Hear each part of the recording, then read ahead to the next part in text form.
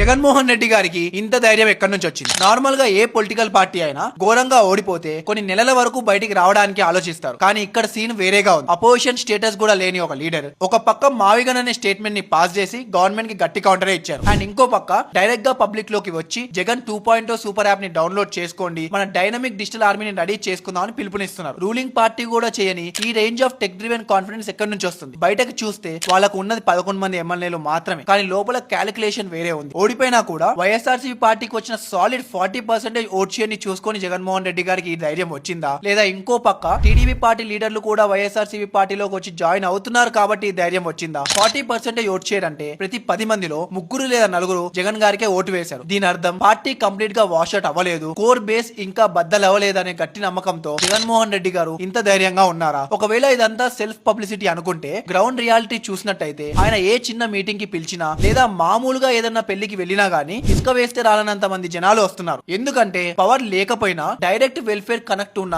Silent voters ఇంకా active గానే ఉన్నారు కాబట్టి. ఇదంతా చూసిన తర్వాత నెక్స్ట్ వచ్చే ఎలక్షన్స్ లో వైఎస్ఆర్సీపీ పార్టీ బౌన్స్ బ్యాక్ అవుతుందా, లేకపోతే కూటమి మళ్ళీ గవర్నమెంట్ ని ఫామ్ చేస్తుందా? మీ ఒపీనియన్ ని కమెంట్ చేయండి.